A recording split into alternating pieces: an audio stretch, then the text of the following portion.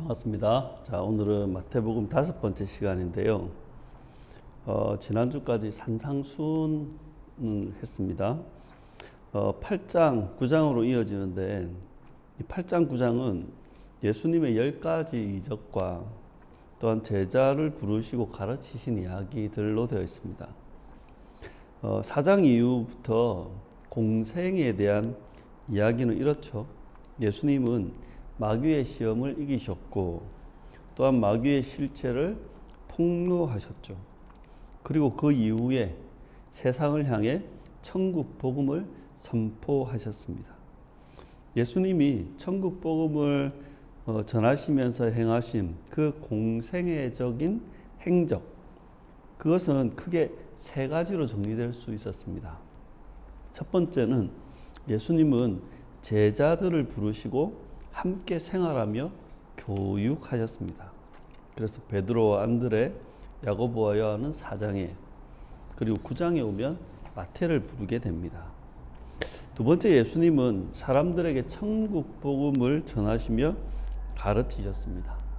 5장에서 7장까지는 산상수훈의 말씀이고 8장에서 9장에도 보면 여러 가지 이적 속에서 예수님께서 말씀들을 가르치십니다. 또한 세 번째는 예수님은 사람들의 질병과 약한 것을 고쳐 주셨습니다. 특히 이 8장에서 9장에 보면 10가지의 이적들이 등장합니다. 오늘은 8장 부분을 함께 할 텐데요. 8장 1절에서 27절까지만 함께 살펴볼까 합니다.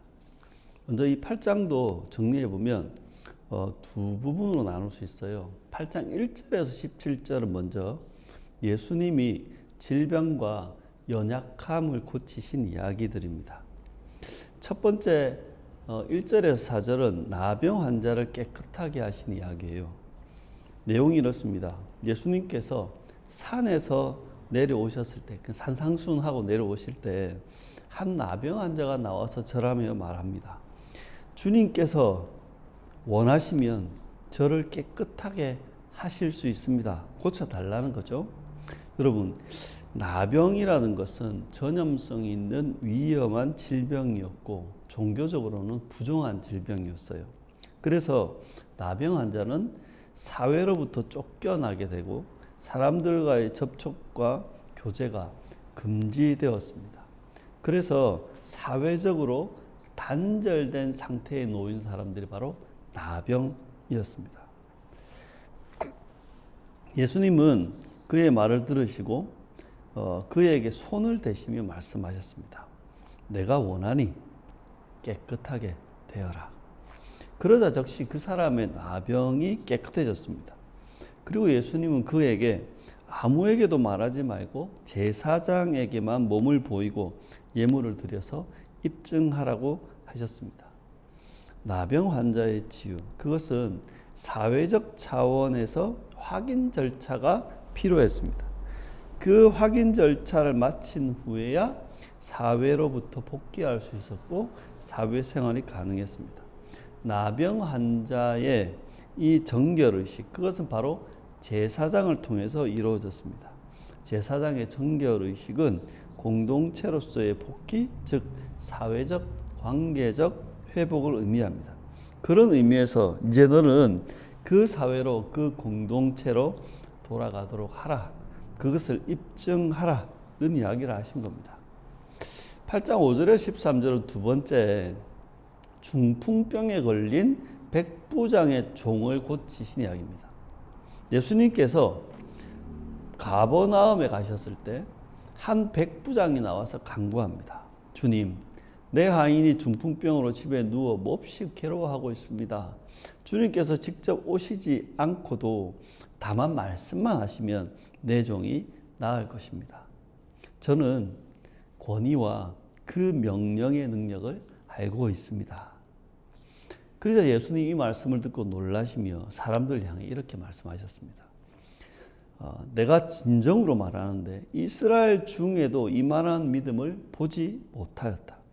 많은 사람들이 동과 서에서 와서 천국 잔지에 앉을 것이지만 이 나라의 자손들, 즉 유대인들은 바깥 어두운 데서 쫓겨나 울며 이를 갈게 될 것이다. 그리고 예수님은 백부장에 이렇게 말씀하셨습니다. 가거라, 내가 믿은 대로 될 것이다. 그러자 그 즉시 백부장의 종이 그 시각에 나았던 것입니다. 이 이방인 백부장은 팔레스타인 지역으로 파병 근무를 나온 사람일 것입니다. 유대인과 같은 공간에 살고 있지만 그는 유대인과 단절된 사람이었죠. 유대인들이 적대적으로 대하면서 배척하는 사람, 유대인들을 지배하는 로마의 군인이지만 유대인으로부터 소외당하는 사람, 그가 바로 이 이방인 백부장입니다. 그런데 그는 예수님으로부터 이스라엘보다 더 이스라엘다운 사람이라고 칭찬받습니다. 그는 자기의 종을 아끼고 사랑하며 예수님을 믿고 의지한 사람이거든요. 예수님의 말씀 속에 보면 하나님의 잔치에 참여하는 천국, 하나님의 백성이 되는 기준은 혈통이 아닙니다. 혈통적 이스라엘로는 하나님의 잔치에서 참여하지 못하고 오히려 쫓겨날 뿐입니다. 하나님의 잔치에 참여하는 하나님의 백성이 되는 기준, 그것은 오직 믿음뿐인 거죠. 유대인이든 이방인이든 믿음의 사람은 함께 잔치에 참여하게 될 것이다 하고 이야기합니다. 세 번째 이야기에는 8장 14절에서 16절인데요. 열병에 걸린 베드로의 장모와 많은 사람을 고치신 이야기입니다. 예수님께서 베드로의 집에 가셨습니다. 예수님은 거기에서 베드로의 장모가 열병으로 앓아 누운 것을 보셨습니다. 이 열병은 추측하기로 말라리아나 아니면 급성 폐렴이나 급성 염증 질환이 아닐까 싶은데 무엇인지는 모릅니다. 예수님은 그녀를 보시고 그녀의 손을 만지셨습니다. 그러자 그녀의 열병은 떠나가고 그 여인이 일어나서 시중을 들었습니다. 여러분, 베드로의 장모가 왜 베드로의 집에 있었을까요? 아마도 그 여인은 과부였던 것으로 보이고 그녀를 돌볼 자녀가 없었던 것으로 보입니다. 사위 집에 거주하는 늙은 과부. 그녀는 사회적으로 볼 때 가장 연약한 존재였던 것이죠. 사회적으로 가장 연약한 존재가 치료할 수 없는 열병으로 고통받고 있었고 예수님은 그 여인의 손을 잡아주시며 병을 고쳐주신 것입니다. 그리고 나서 날이 저물자 사람들이 귀신 들린 사람들과 병자들을 데리고 왔습니다. 그래서 예수님은 말씀으로 귀신들을 쫓아내시고 병자들을 고쳐주셨습니다. 그 예수님에게 온 귀신 들린 자들과 병자들, 이들은 사회적으로 종교적으로 위험한 사람들이며 부정한 사람들로 낙인 찍힌 사람들입니다. 그래서 이들은 유대 사회로부터 소외되고 단절되고 배척받는 사람들. 근데 예수님은 이들을 고쳐주십니다. 예수님이 고쳐주신 것은 단순히 육체적 질병 문제가 아니라 그들의 육체적, 영적, 정신적, 사회적, 관계적 속박과 소외와 단절로부터 구원하고 회복하신 일이라는 겁니다. 이 16장 6절까지 나오는 병든 사람들, 연약한 사람들, 불쌍한 사람들, 이들을 보면 나병 환자는 그 질병으로 인해 그 사회, 그 공동체, 그 관계로부터 정죄당하고 소외당하고 단절된 사람들입니다. 중풍병자는 일상의 생활로부터 분리된 외롭고 고독한 사람들입니다. 열병 환자는 고열로 인해 일상생활이 불가능한 사람들이며 치료 방법이 없이 고통 속에서 언제 죽을지 모르는 사람들입니다. 귀신 들린 자는 자기 통제력을 상실하고 악령의 지배에 시달리는 사람들입니다. 이들은 모두 자신의 문제를 스스로 해결할 수 없는 연약한 사람들입니다.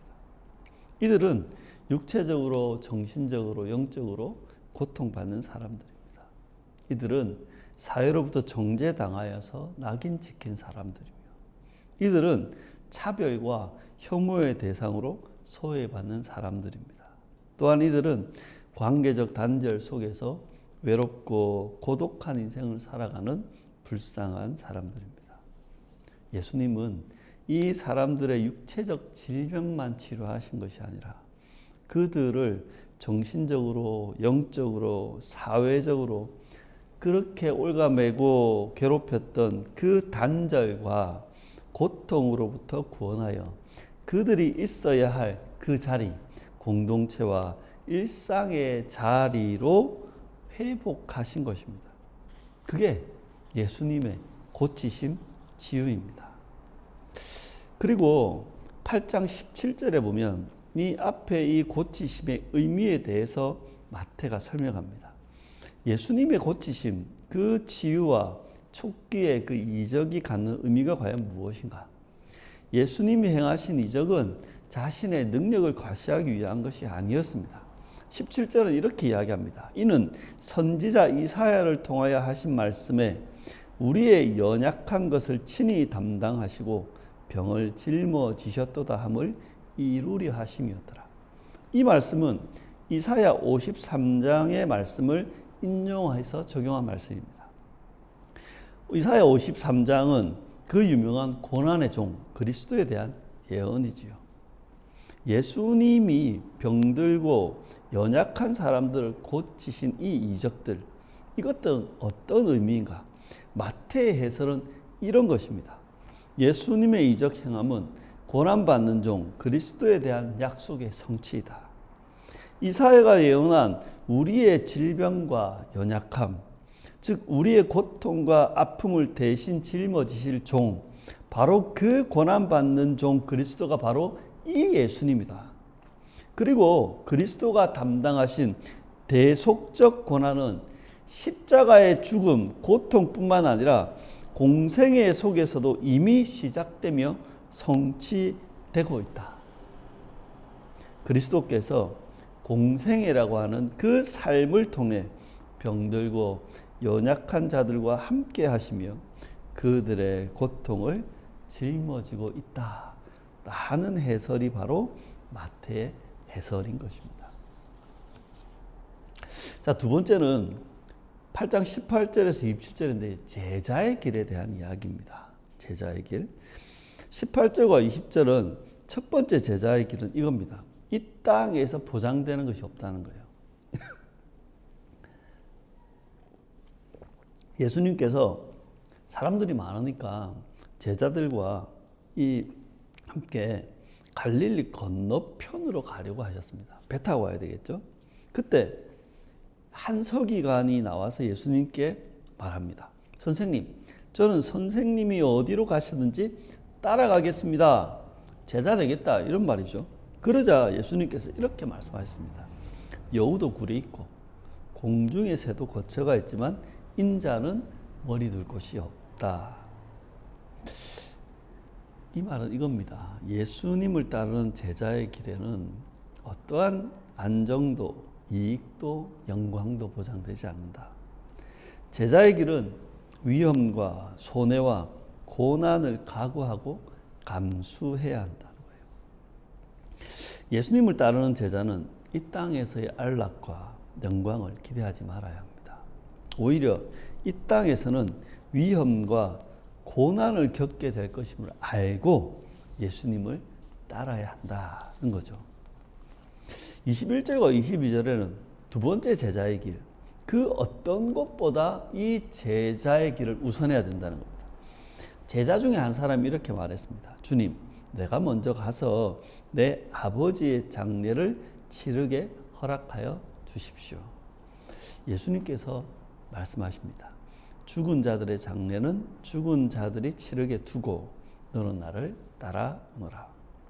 이 이후에 제자가 장례를 치르러 갔는지 예수님을 따라갔는지 자세한 설명은 없습니다만 이 속에 담겨있는 제자의 길은 뭐냐면 여러분, 장례라는 것은 우리가 살아가는 인생의 수많은 일들 중에 모든 일상의 일을 멈추고 해야 하는 가장 최우선적인 과제가 장례잖아요.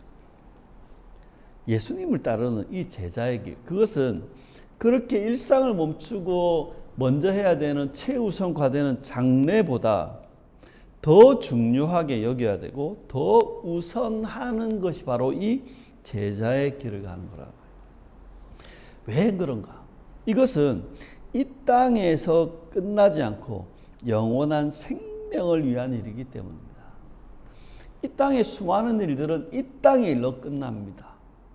그 장래일은 이 땅의 수많은 일들 중에 가장 급하고 중요한 최우선의 일이죠.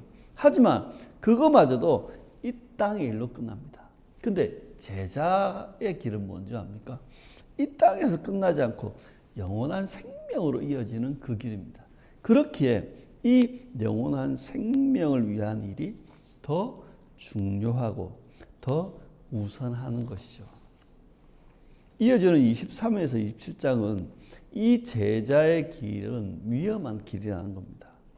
예수님과 제자들이 이제 건너편으로 가려고 배를 타고 가고 있습니다. 그런데 바다에 큰 노을이 일어났다. 성경에 큰 노을이라고 되어 있는데 풍랑으로도 해석해놨고, 그리고 이 원어상으로 보면 이건 큰 지진입니다. 그 큰 노을이 일어나서 배가 물결에 뒤덮일 위험에 처하게 되었습니다. 그런데 그때 예수님은 주무시고 계셨던 것입니다. 예수님을 따르는 제자들이 바다에서 풍랑을 만난 거잖아요. 우리들의 생각에는 예수님과 함께 있는 바다는 평온해야 되고, 오히려 예수님이 떠난, 예수님이 없는 그 육지는 돌풍이나 토네이도나 태풍이 불어가 난리가 나야 되는 거 아닙니까? 하지만 예수님과 함께 있는 제자들에게 풍랑이 일어나서 위험에 처하고 고난을 당하고 손해를 보게 됩니다. 근데 이것이 예수님을 따르는 길입니다. 예수님을 따르는 제자의 길은 안전하고 편안한 길이 아니라 위험하고 힘든 고난의 길입니다. 예수님이 그 길을 가셨고 우리도 그 길을 따라가는 겁니다. 제자들이 예수님을 급하게 깨우며 말합니다. 주님 살려주십시오. 우리가 죽게 되었습니다. 그러자 예수님이 제자들에게 말씀합니다. 어찌하여 무서워하는 것이냐, 믿음이 적은 자들아. 그리고는 일어나셔서 바람과 바다를 꾸짖자 바다가 아주 잔잔해졌습니다. 그러자 사람들은 놀라며 말합니다. 이분이 누구시기에 바람과 바다가 이분께 순종하는 것인가? 예수님을 따르는 제자의 길이 비록 위험하고 힘든 고난의 길이지만 확실한 진리, 그것은 바로 이 길은 예수님과 함께 가는 길이라는 겁니다. 그래서 아셔야 됩니다. 이 길은 위험하지만 죽지 않는다. 이 길은 힘들지만 이겨낼 수 있다. 이 길은 손해보겠지만 망하지는 않는다. 예수님을 믿고 따르는 제자의 길, 그 길은 어떤 것인가? 다른 말로 하면 예수님을 믿는다는 것, 예수님을 따른다는 것, 신앙생활을 한다는 것, 과연 그건 도대체 어떤 것인가? 여러분, 누가복음 14장 27절에 30절은 이런 이야기를 예수님이 합니다. 누구든지 자기 십자가를 지고 나를 따르지 않는 자도 능히 내 제자가 되지 못하리라. 너희 중에 누가 망대를 세우고자 할진대 자기의 가진 것이 준공하기까지에 족할는지 먼저 앉아 그 비용을 계산하지 아니하겠느냐. 그렇지 아니하여 그 기초만 쌓고 능히 이루지 못하면 보는 자가 다 비웃어 이르되 이 사람이 공사를 시작하고 능히 이루지 못하였다 하리라. 제자의 길, 그 길이 어떤 길인가 알고 가야 하는 겁니다. 예수님의 설계도와 다른 그 헛된 망상적인 제자의 길에서 벗어나야 됩니다. 종교적인 직함으로 명찰 달고 완장 차고 엉뚱한 짓 하려고 하면 안 됩니다. 제자의 길, 그 제자의 삶, 참된 제자도에 대해서 마태복음 8장은 이렇게 말하는 겁니다. 첫 번째, 제자의 길은 이 땅의 그 어떤 일보다 우선하고 중요한 일이라는 겁니다. 왜냐하면 이 일은 이 땅의 삶뿐만 아니라 영원한 삶이 달려있는 그 일이기 때문입니다. 여러분, 돈을 잃는 것은 조금 잃는 겁니다. 건강을 잃는 것 많습니다. 많이 잃는 겁니다. 하지만 신앙을 잃는 것은 모든 것을 잃는 것입니다. 왜냐하면 현세뿐만 아니라 내세까지 모든 것을 잃기 때문입니다. 두 번째, 제자의 길은 어떤 길인지 알고 가야 하는 겁니다. 제자의 길은 이 땅에서의 안정과 이익과 영광이 보장되지 않음을 알고 있어야 됩니다. 신앙의 힘으로 더 가지고 더 유명해지고 그렇게 세상을 지배하려는 사람들, 종교적인 능력으로 성과를 내고 인정을 받으려는 사람들, 하나님을 이용해서 재력과 세력과 권력을 가지려는 사람들, 영적인 것처럼 말하면서 성장과 성과와 성공을 강조하는 사람들, 자신이 원하는 것을 가지고 성취하려는 사람들, 이런 것은 모두 예수님을 따르는 제자의 길과 맞지 않습니다. 이런 사람들은 신앙생활이 무엇인지, 제자의 길이 무엇인지 전혀 모르는 사람들인 것입니다. 제자의 길이 어떤 길인가 우리는 알고 가야 합니다. 제자의 길은 사람들이 가지 않는 외로운 길임을 알고 있어야 합니다. 제자의 길은 위험하고 손해보는 길임을 알고 있어야 됩니다. 제자의 길은 힘들고 고난당하는 길임을 알고 있어야 됩니다. 그 길이 어떤 길인지를 알고 그 길을 가야 되고 그 길을 갈 때 단단히 마음 먹고 가야 하는 겁니다. 마지막, 이 제자의 길은 어떤 희생을 감내하고서라도 살아야 할 삶입니다. 우리는 모두 불가항력적 은혜로 구원을 받아서 제자가 되었습니다. 하지만 제자의 길을 간다는 것은 저절로 되지 않습니다. 제자의 길은 한 발 한 발 우리가 걸어야 하는 겁니다. 이 길은 편한 에스컬레이터가 아닙니다. 오히려 이 길은 힘들고 숨이 차는 오르막길입니다. 제자는 그 오르막길을 예수님을 따라 예수님과 함께 가는 사람들인 것입니다.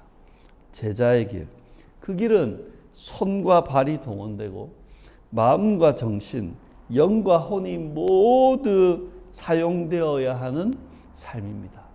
제자의 길은 무슨 일이 있든 무슨 장애물이 있든 어떤 사람이 막더라도 가야만 하는, 살아야 하는 삶인 것입니다. 사랑하는 성도 여러분, 예수님은 예수님의 길을 가기 위해 이 땅에 오셨고 이 땅에서의 삶을 감당하시며 사셨습니다. 예수님은 그리스도로서의 삶을 감당하시며 사셨습니다. 제자를 부르시고 교육하셨으며 사람들에게 천국 복음을 가르치셨고 연약하고 병든 사람을 고치시며 그들의 고통과 아픔을 짊어지셨습니다. 이 땅에서 부름받고 구원받아서 예수님의 제자가 된 우리에게는 우리의 길, 제자의 삶이 있고 그 삶을 살아야 하는 겁니다. 예수님이 가르쳐 주신 대로 믿고 살아야 합니다. 예수님의 제자라는 정체성을 가지고 삶의 자리를 지켜야 합니다. 헛된 종교적 망상에서 벗어나 한 발 한 발, 뚜벅뚜벅, 꾸역꾸역 그 신앙의 길을 올라가야 하는 겁니다. 여러분, 제발 세상이 목표하는 것을 얻으려고 경쟁하지 마십시오. 오히려 예수님이 가르쳐 주신 그 영생의 삶을 깨달으시고 연습하셔야 합니다.